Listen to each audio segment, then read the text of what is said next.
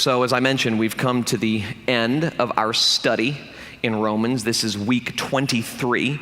And even though we've come to the end of our study in Romans, and we will be moving on to a study in the Ten Commandments, study of the Ten Commandments, we haven't come to the end of the message of Romans. In other words, we're not leaving what Paul has said here behind and going on to something else. In fact, as I mentioned when we started this series, everything we believe about God, grace, sin, and salvation can be found in Romans, so that I was able to say at the very beginning of this series that Romans really is our missive as a church.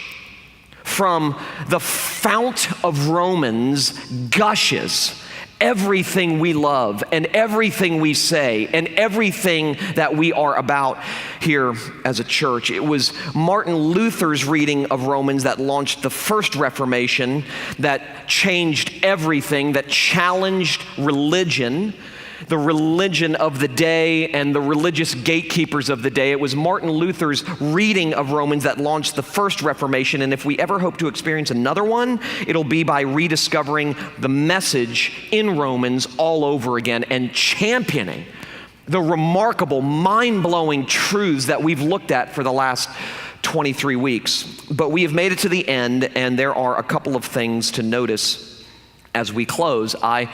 When I first started laying out this series and I started thinking about what in the world would I say about chapter 16?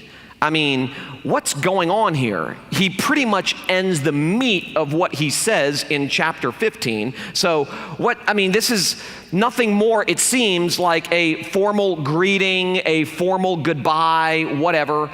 And what is it about this chapter that can help us, that kind of wraps everything up that we've learned together? Well, Paul is wrapping things up in this chapter, and before he closes with his doxology in verses 25 to 27, he spends some time doing two things: thanking people, which we read, and warning people, which we read. Thanking people and, in essence, warning us. He thanks people in verses 1 to 16, and he thanks a bunch of people who, as you know, whose names I can't pronounce except for Mary and Rufus. And you walk away from that going, okay, so can we just move on to something else? Is there something else that Paul is actually trying to get at here? I mean, really, what purpose does this serve? How does Paul, reading off a list of names, thanking a bunch of people that we don't know, whose names we can't pronounce, actually help us? What does it tell us about God and sin and grace and all of those things? And it may seem, as it did to me, like nothing more important than one of those acceptance speeches where the winner thanks a bunch of people that no one knows, at the Grammys or the Oscars or whatever. I don't know, those two things the same. I get those things confused. Anyway, movies, music, whatever, MTV, music awards. When people stand up and they thank a bunch of people that no one knows, to help the people who help them sort of get to where they are so that they could win the award, win the prize. Is that what's going on here? I mean, that's kind of what it seemed like to me when I first read it. But in saying what he says here in these verses, let me suggest this. Paul is actually showing how free he is. And it may not be obvious at first, but in these verses, Paul is actually giving us an autobiographical illustration of his freedom. He has trumpeted freedom, the freedom that we have because of what Jesus has done. He has trumpeted our rescue, our salvation, God's love for broken down people like us in such a remarkable way. And here in these verses, I want to suggest that there is something better, something more, something bigger going on than simply Paul rattling off a bunch of names of people that we don't know and whose names we can't pronounce. He is actually, in doing this, in thanking all of these people, he is giving us an autobiographical illustration. He's demonstrating his own freedom. You see, Paul knows that he's just one person on a team. He doesn't suffer from a God complex thinking that if it's going to get done, he has to do it. That this whole thing's riding on his shoulders. The gospel has set him free from the delusion of thinking that he's on a one-man mission and that by himself he's going to change the world and fix everything. I mean, by virtue of the fact that Paul is thanking all of these people who he's basically saying, the gospel would have never reached you if it weren't for these people. That's a remarkable illustration of his freedom, and I'll bring this home here in a minute for us, because far too often we bear the weight of the world on our shoulders. If things are ever going to turn out the way we need them, we have to do it. We have to make sure it gets done. This is life by law. I'm kind of sad this morning because we sent Gabe back to school this morning, and I know I joke a lot about, me looking forward to empty nest, which is going to happen really soon for us. But the fact is, I love my kids. I love when they're in my home. I love when our house is like Grand Central Station. I never know who's sleeping there. I never know who's eating there. I came home, a couple of weeks ago, and a couple of the students were skipping class in my house, in my loft, playing PlayStation or whatever it is we have up there. I'm like, what are you guys doing? They're not even trying to hide. When I skipped school, I at least tried to hide, I went to a buddy's house whose parents both worked. They just show up at my house, sit on the couch. My son wasn't even there. I'm like, what are you guys doing here? Or shouldn't you be in class? They're like, nah, I don't even remember what they said after that. It said something about a free period. I'm like, yeah, sure, whatever. But I mean, that's the kind of home that we have, I guess, where people just show up, and I miss that. I miss that when Gabe goes back to school. And his friends don't come around anymore, and his precious girlfriend, Jamie, who we love, isn't there anymore because she's back at school, and next year Nate will be going off to school, and his pack of friends won't be there either, and it'll just be Kim and Jenna and me, which in one sense sounds glorious to me, but in another sense is very sad to me because I love my boys, and I love having them around, and I love their friends, and all of that stuff. But the reason I'm telling you that is because for us as parents, oftentimes we burden ourselves by thinking that if they're going to turn out okay, if they're going to be everything we long for them to be, it's up to us. We have to be the ones to make it happen. We have to fix them where they're broken. We have to do everything for them because they're never going to do it themselves. And if you multiply that dynamic across every sector of your life, what you discover is that we end up burdening ourselves with this delusion that this whole thing's riding on our shoulders, that it's up to us. If things are going to get done, and if they're going to get done well, then we have to be the ones to do it. Well, this is life by law, and Paul is saying, just by thanking all of these people, by shining the spotlight on all of these people, he's saying, I've been set free from the law of self-justification. I've been set free by this delusion of needing to make it happen on my own. I mean, we tend to do this all the time. We have to micromanage our kids, our spouse, our circumstances, our career, our reputation. We have to make sure it goes according to our plan, because if it doesn't, we'll lose everything. It's the way we approach life.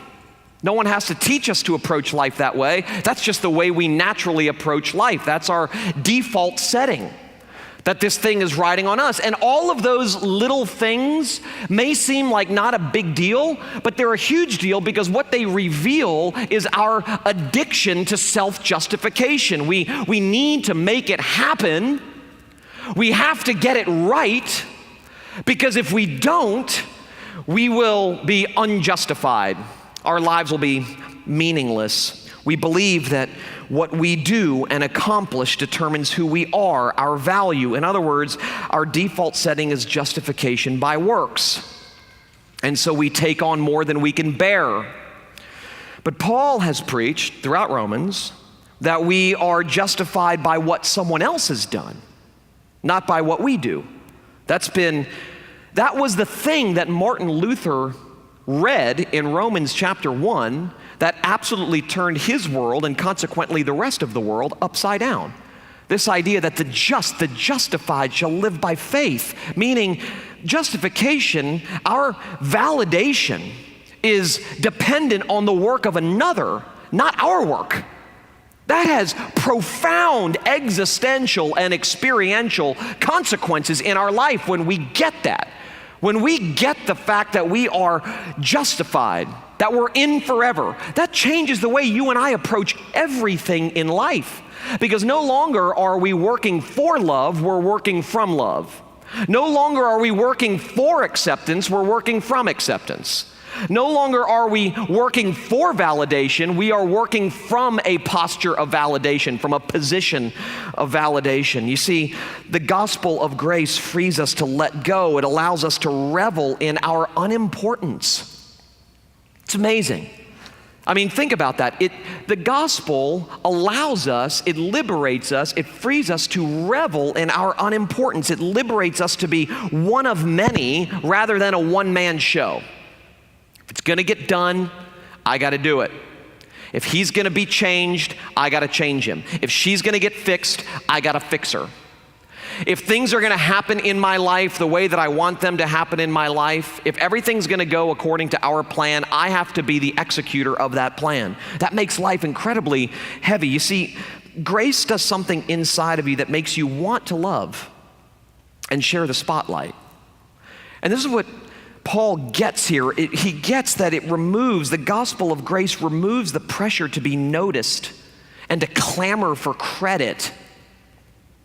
A number of years ago, it was actually 5 years ago, it was my idea to organize, not that I would organize it, but it was my idea to organize our first ever in the history of this church men's retreat. And it was an amazing time. And let me just add a parenthetical advertisement for our upcoming men's retreat in September. If you haven't signed up, sign up. I promise you, you will not be disappointed. Okay, moving on.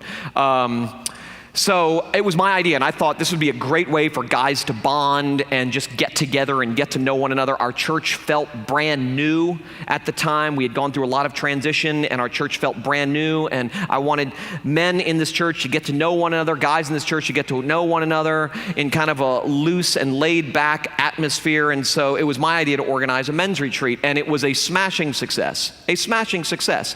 Not because I organized it. I can barely organize anything except my thoughts and sentences, but other than that, so it wasn't a smashing success because I organized it, but it was organized and it was amazing. It was my idea. And so at the conclusion of that retreat, I can't remember who it was. God has graced me to forget who it was. Stood up and said, "This has been an amazing time together, has it not?" "Yes, it's been an amazing time." "It's been a remarkable time, has it not?" "Yes, it's been a remarkable time." All the guys were, sort of riding high, and I can't remember who it was, but this person went on to thank a list of people who made it happen. And I was just waiting. I was gonna be the grand finale, I mean, it was my idea. We wouldn't be here if it wasn't for me, okay? It was no one thought about this. I thought about this, all right? The reason you guys are riding high is because of me, all right? And so I was waiting, the list of names is going on, thanks so-and-so, and you were amazing, and thank you so-and-so, and oh, this guy was amazing, blah, blah, all that stuff. This wouldn't have happened without him, and him, and him, and all of that stuff. And I was just waiting, I'm sitting there, one of the front tables, which I should have been sitting in the back anyway. Who did I think I was? Sitting at the head of the table, and my name was never mentioned. And I promise you, as embarrassing as this is to admit, I'm the pastor of the church, I should be the most humble, the most deferential, the godliest, the holiest. And I'm sitting there, and the first thought that went through my mind was, what? What about me? I promise you, okay? I promise you. First thought that went through my mind. Like, what? Hello, what's my name? Skip? Bad joke. And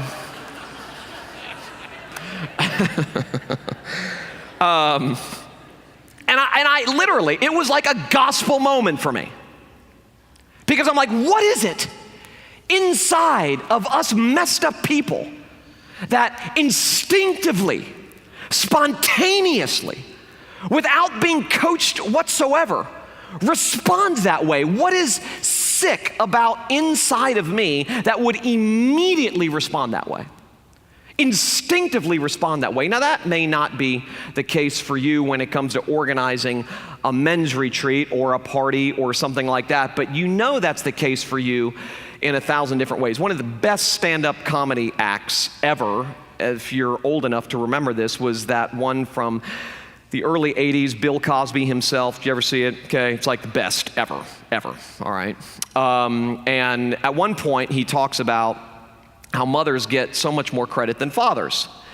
And he gives an illustration about how he taught his boy to play football from the time he was like 2. Taught him how to first roll the ball to him, and then as he got a little bit older, pass the ball, taught him how to catch, taught him how to throw, spent hours and hours and hours as his son was growing up, teaching him how to throw the football, teaching him the game of football, the strategy of football, how to play football, what you got to do to win a football game, blah, blah, blah. And he says, the first time my son caught a touchdown pass, first time, and he said, and I'm jumping, up and down on the sideline, thinking to myself, I taught him to do that.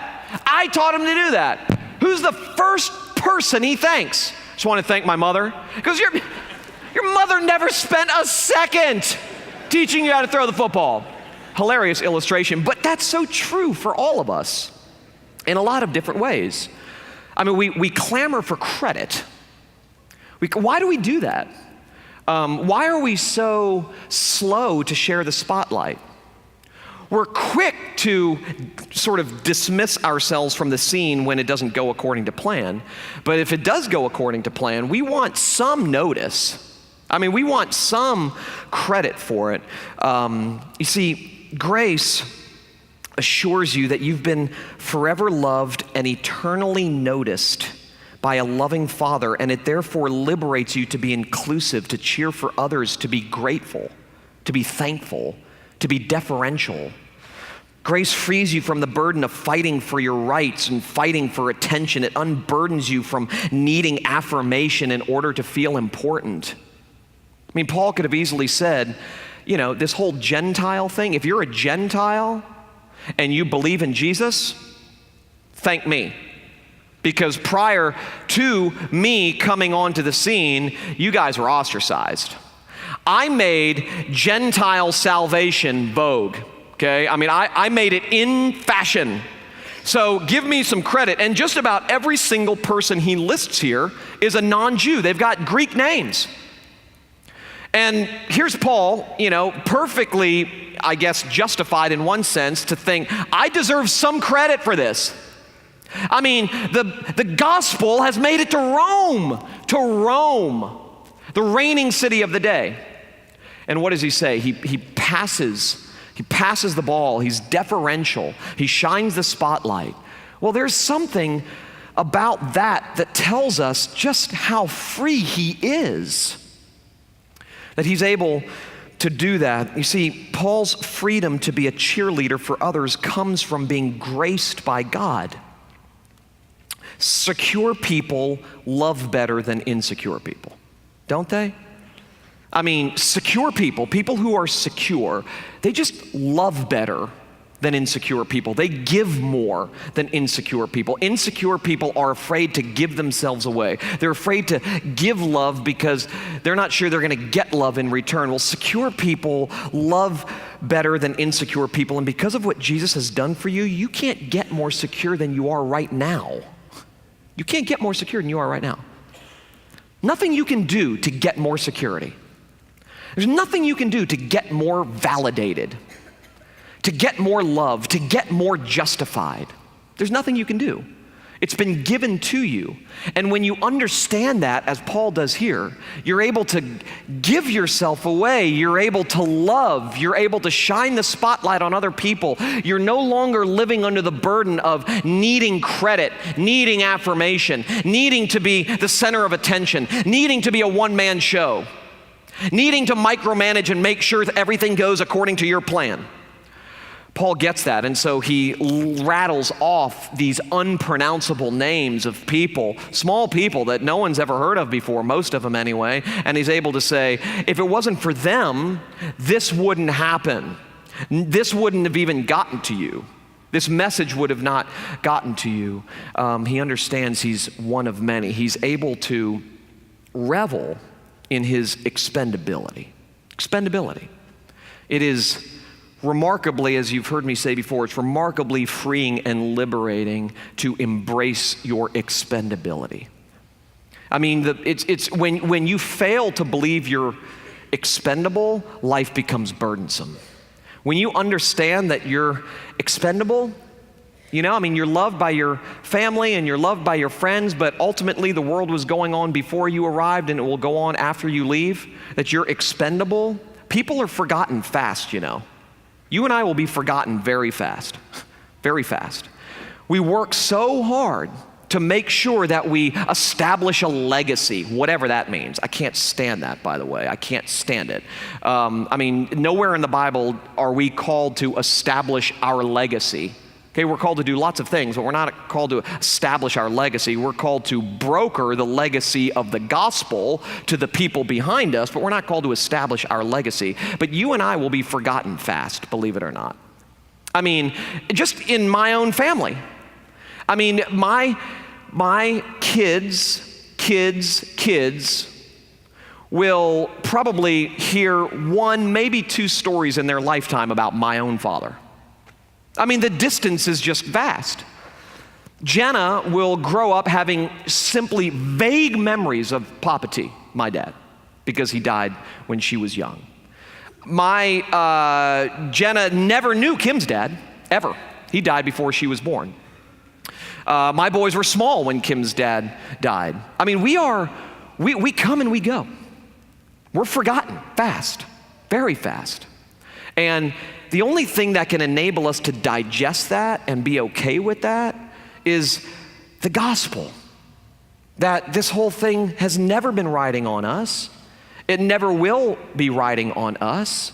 It's a glorious thing to finally embrace the fact that we're not that important, that we're fairly expendable. And Paul gets that, and so he's able to share the wealth, so to speak. He's able to spread the bounty. He's able to shine the spotlight on other people and say, this isn't about me. Ultimately, it's about Jesus. And if it wasn't for these people here, you would have never heard about Jesus. So he thanks people, and in thanking people, he's revealing something about his own freedom, something about how the gospel has gripped him and set him free from the need to clamor for credit and to justify himself. But he also warns us, beginning in verse 17, he tells us to watch out. He basically says, stay away from anyone who tries to water everything I just said down, and there will be many. There will be many who will try to water the radicality of what I've taught you down. There will be tons. Paul's been clear throughout the letter. God's demand, be perfect. God's diagnosis, nobody's perfect. God's deliverance, Jesus was perfect for you. That's the message of Romans. That's the message of the Bible. God's demand, be perfect. That's it. That's the standard. God's diagnosis, you're not perfect. God's deliverance, Jesus came to be perfect for you. So he's been very, very clear about that. And he's saying, basically, watch out for those theologians. He's not talking about, we read this oftentimes, people inside the church read this and go, watch out for those people outside the church. The atheists, the bad people, the pornographers. Watch out for those people. Those are the people we have to be on guard against. Paul's essentially saying, no, watch out for the theologians. Watch out for the preachers. That's who you need to watch out for. Because they're theologians and because they're preachers, because they're pastors, our guards are down. We automatically think that if they just open their Bible, they're speaking the truth and they're reliable. And Paul says, watch out for those theologians and preachers who nuance grace to death so that it ends up being less scandalous and freeing. What does he say they're doing? When you nuance grace to death, I've told you before, I grew up Christian home, church, school, heard a lot about grace, heard the word grace a lot, but I heard more about what it wasn't than what it was. I heard a lot more about what it wasn't than what it was. I didn't hear about grace, what I've come to learn and believe about it. I mean, you don't talk to a teenager about grace. That's the last thing you do, because then they will take advantage of it and go do bad stuff. And the whole goal of parenting is to keep your kids from doing bad stuff, right? Okay, that's the whole goal.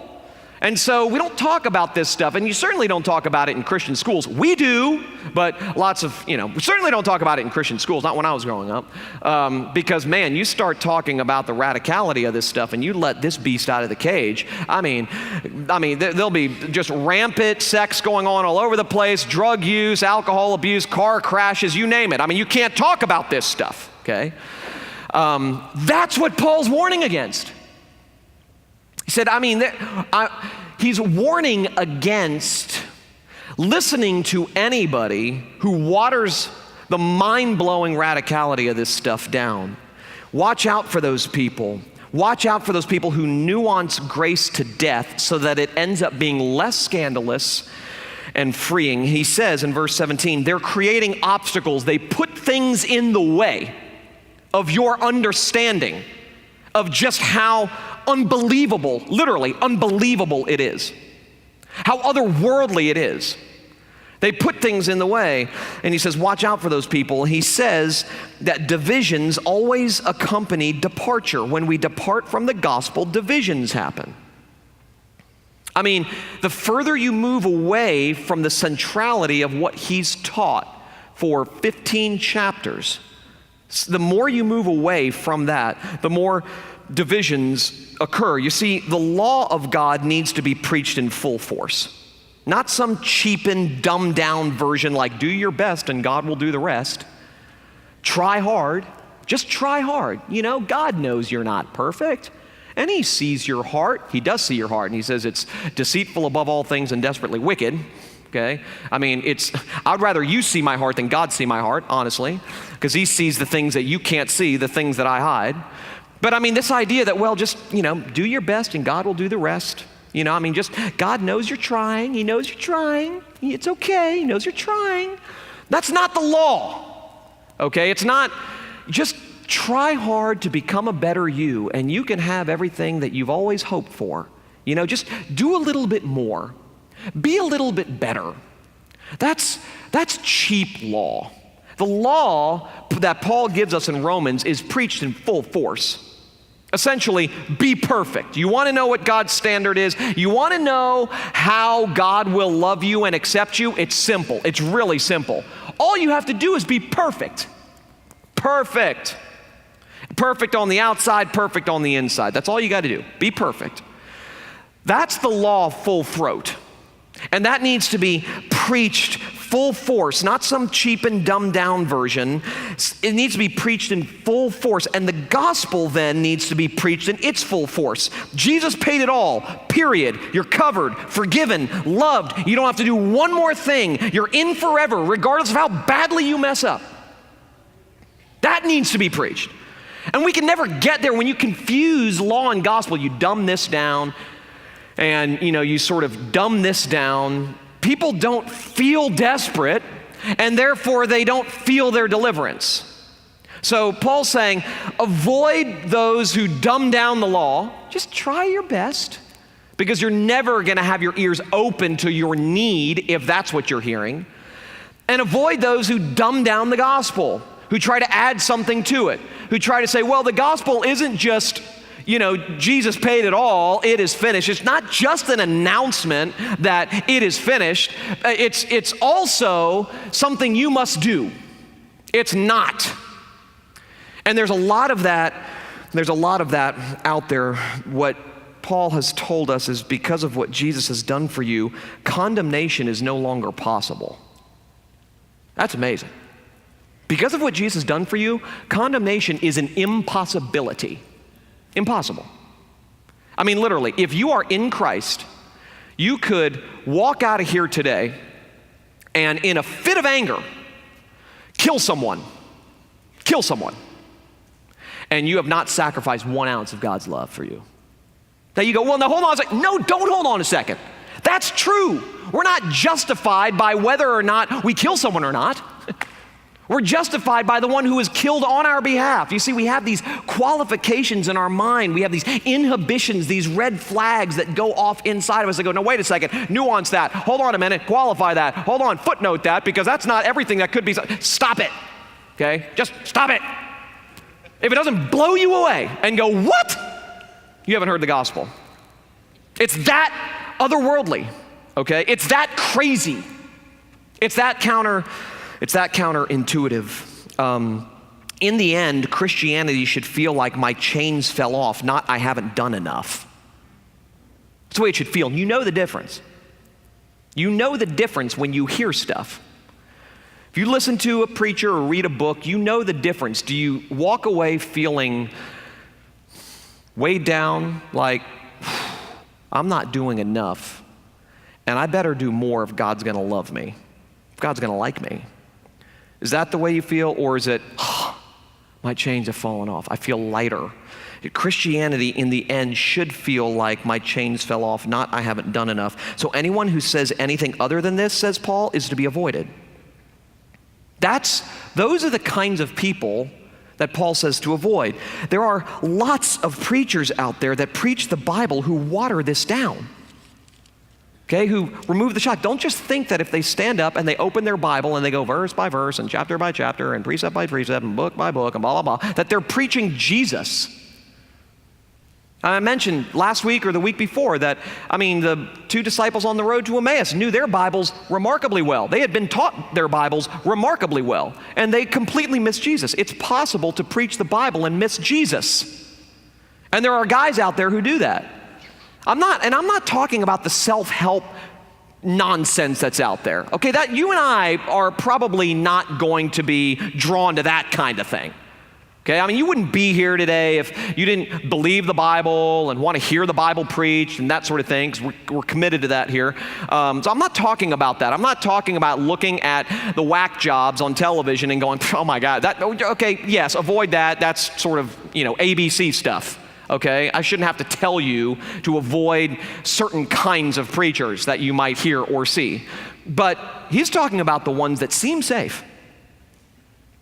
That seem reliable. Why? Because they preach the Bible. Are they preaching Jesus? It's not just enough to preach the Bible.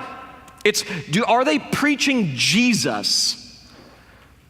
When you're done listening to a sermon, do you feel lighter? Are you feeling more enamored and blown away by what Jesus has done? Does it feel like your chains have fallen off? You see, if it doesn't make you feel desperate and exposed, you haven't heard the law. And if it doesn't make you go, wait a second, this sounds too good to be true, you haven't heard the gospel. The gospel of grace contains no buts and breaks. It cannot be qualified or footnoted. It's radical, crazy sounding, counterintuitive, and seemingly dangerous. And when it comes to the gospel, as I mentioned, all of our internal red flags and inhibitions are unreliable and dangerous. I'm going to say that again, because I went through this, and I continue to go through this. We're such conditional people, and we live in a conditional world, and this message is otherworldly, and it's unconditional, and it doesn't make natural sense to us. And so we have these inhibitions and red flags that go off inside of us. And I've had to fight those. I continue to fight those. I don't listen to those things. I try to avoid and run away from those red flags and inhibitions. When it comes to the gospel, all of our internal red flags and inhibitions are unreliable and dangerous. And anyone who encourages us to pay attention to them, Paul says, should be avoided. That's big. That's big. Avoid those. Avoid anybody who waters this down and tries to remove the shock value of it. Because it is shocking. I was talking to a pastor friend of mine. We were having a theological discussion. This is probably about 2 months ago. And we were going back and forth. We agreed on some things. We disagreed on other things. We're very close friends. I said one of the greatest hindrances to people actually hearing the shock of the gospel is our obsession with nuance. A preacher's obsession with nuance. Well, it's this, it's not this, it's not this, it's this. It's like, just let it be as radically unbalanced as it is. Just say it.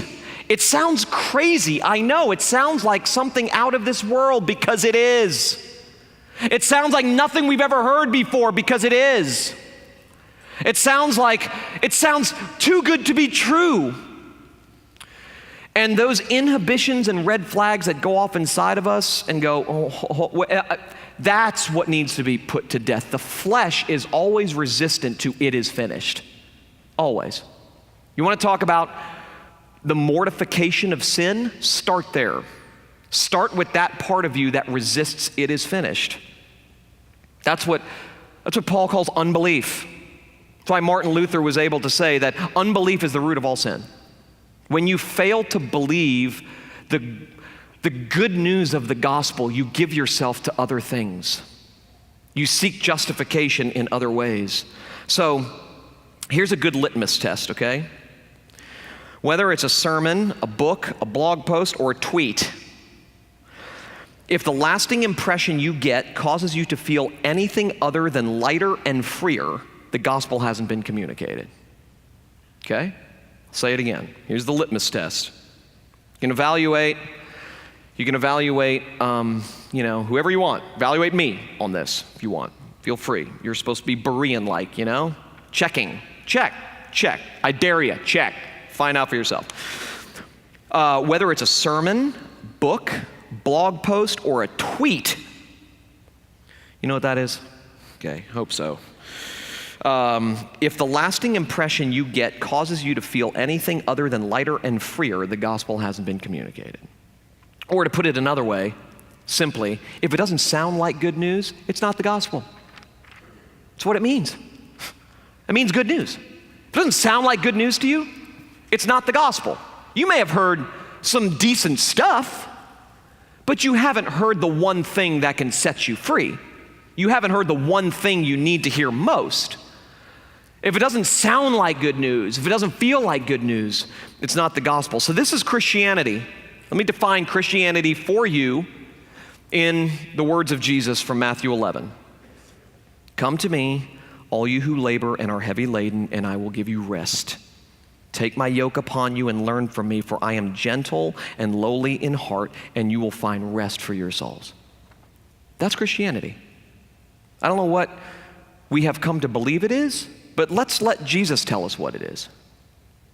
And that's what he says. Come to me, all you who are weary and heavy laden, and I will give you rest.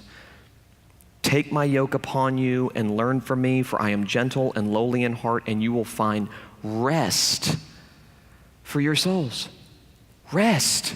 You will find rest for your souls. The church should be the one institution in all of society that gives rest to weary and heavy laden people.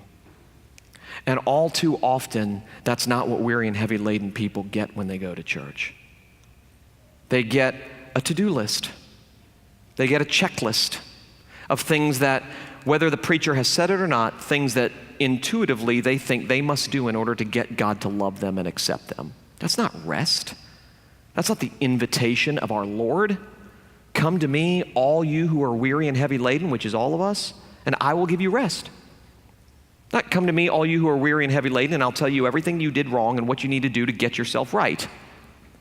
That's kind of the way preaching is these days. Whether it comes with a smile, a constant smile, okay, or a snarl, a constant snarl, and there are both.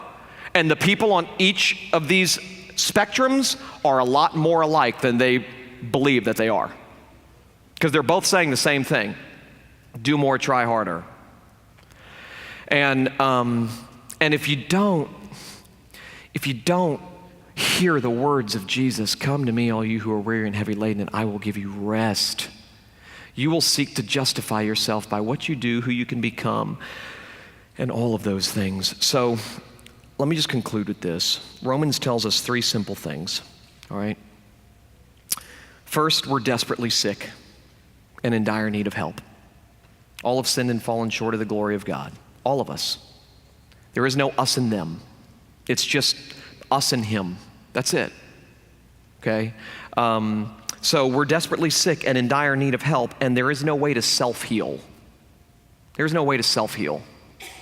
I mean, there's no way to get for yourself what only God promises to give. No matter how hard you try, no matter how much you set your mind to it, no matter how much you can muster up resolve and all of those things, you can't self-heal. So Romans tells us that. First, we're desperately sick, in dire need of help, and there's no way to self-heal. Second, while we were desperate, God sent a deliverer, a righteous substitute who took our death and gave us his life, who took our badness and gave us his goodness.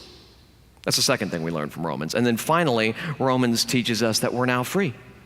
We don't have to now shift our attention to being good, which is what we oftentimes do. Now that we're in, the focus is off of Jesus and what he's done, and now the focus is on me and what I need to do. And the Christian life becomes all about becoming good, even though we fail to realize that good, according to the Bible, is much deeper, much more demanding than what we think it is. It's perfection.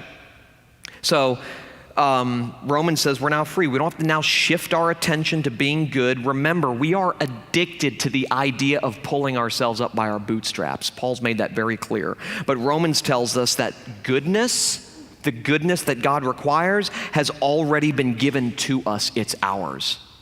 So rest. And what you'll discover is when you realize you don't have to do anything for God, you'll begin wanting to do everything for God.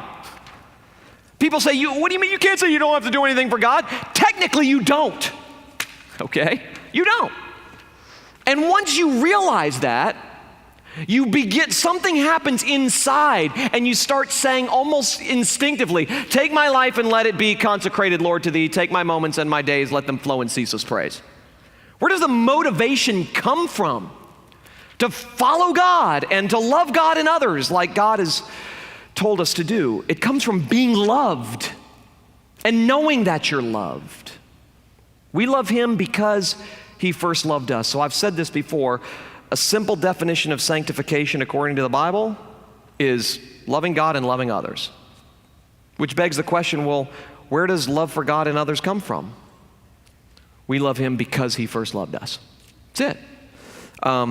So it's this good news that the pressure's off, that our debt has been paid. We have been fully and finally pardoned. We're in forever. All of the acceptance and approval we long for are ours.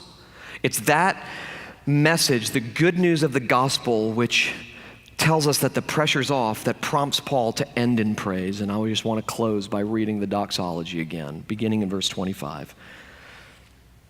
Now to him who is able to strengthen you according to my gospel. Notice where the strength comes from.